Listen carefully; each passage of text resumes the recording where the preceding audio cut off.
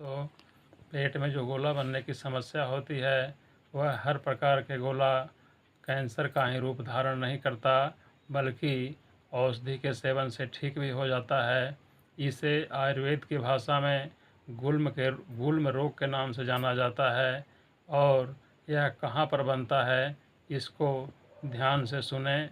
एक श्लोक है, हिरण्यनाभ्यो त्रयोर्मध्ये ग्रंथि रूपम चलाचलम, अर्थात हृदय और नाभि के बीच का जो भाग होता है उसमें वहाँ पर ग्रंथि के रूप अर्थात गांठ के रूप में जो गोला बनता है उसे ही गुल्म रोग कहा जाता है। कभी कभी तो मूत्राशय प्रदेश के आसपास भी बनता है, जिसमें एक चलायमान होता है जो एक स्थान से दूसरे स्थान पर चलता है और दूसरा एक स्थान पर स्थिर होता है। तो दोस्तों, इस तरह के जो गुल्म की बीमारी होती है यह कई प्रकार के होते हैं और आयुर्वेद के कुछ कुछ ग्रंथों में किसी में 7 प्रकार के बतलाए जाते हैं, किसी में 4 प्रकार के बतलाए जाते हैं। तो ख़ास करके दोस्तों मैं आज वायु गोला के बनने की जो समस्या है उसके क्या लक्षण हैं उसके बारे में बतलाने जा रहा हूँ। तो वायु गोला का क्या लक्षण है तो इसको गौरपूर्वक सुनिए। निम्बु दुम्बरयोः फलस्य सदृशम गुल्मम मरुतसंभवम, वह जो गुल्म का बीमारी है, गोला बनने की बीमारी है, वह नींबू और गुल्लर फल के समान होता है।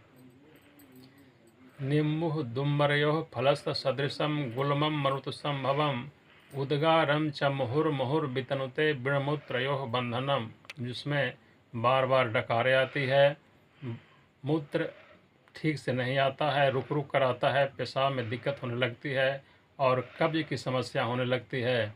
उद्गारम च मुहुर्मुहुर् वितनुते बिणमूत्रयोर वर्धनम जिह्वाधमान शरीर शोषकृतः शूलम त्रिशान हृद्रुजम, बार बार जम्हाई आती है, पेट फूल जाता है, पेट में दर्द होता है, जिह्वाधमान शरीर शोषकृतः बिणमूत्रयोः स्तंभनम।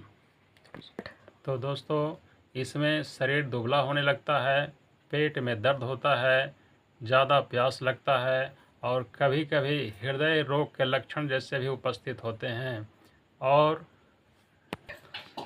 आंतों में गुज की आवाज़ होती है, आंतों में गुड़गुड़ाहट की आवाज़ होती है। और इसका मुख्य लक्षण यह भी है कि यह भोजन करने के बाद मुलायम हो जाता है, नरम हो जाता है। यह वायु गोला के मुख्य लक्षण हैं। और इसकी चिकित्सा के बारे में अगर कहा जाए तो अगर तकलीफ़ ज़्यादा हो तो किसी योग्य आयुर्वेद चिकित्सक के देख रेख में ही इसकी चिकित्सा होनी चाहिए। लेकिन फिर भी मैं कुछ घरेलू उपाय इसका बतलाता हूँ, इसे ध्यानपूर्वक सुनें। इसमें ऐसी औषधि की ज़रूरत पड़ती है जो पेट में स्निग्धता उत्पन्न करे अर्थात चिकनाई उत्पन्न करे और कब्ज को भी दूर करे। तो सर्वप्रथम इसके लिए अरंडी का तेल 1 चम्मच 1 गिलास दूध में मिलाकर उसे रात में पी जाएं, सुबह कुछ पेट साफ हो जाए तब इसकी औषधि चिकित्सा होनी चाहिए। इसके लिए कुछ घरेलू उपाय मैं बतला रहा हूँ। सौंठ का चूर्ण 40 ग्राम, सफ़ेद तिल 160 ग्राम और पुराना गुड़ 80 ग्राम, इन तीनों को मिलाकर सुरक्षित रख लें। इसे 5 ग्राम की मात्रा में सुबह शाम सेवन करके ऊपर से दूध का सेवन करें तो इस रोग में बहुत फ़ायदा होगा। और इसके साथ साथ हिंगवष्टक चूर्ण का भी 3 से 5 ग्राम तक सुबह शाम सेवन कर सकते हैं। और भी बहुत सी औषधियाँ हैं, लेकिन किसी योग्य चिकित्सक की देख रेख में लेने से अच्छा रहता है।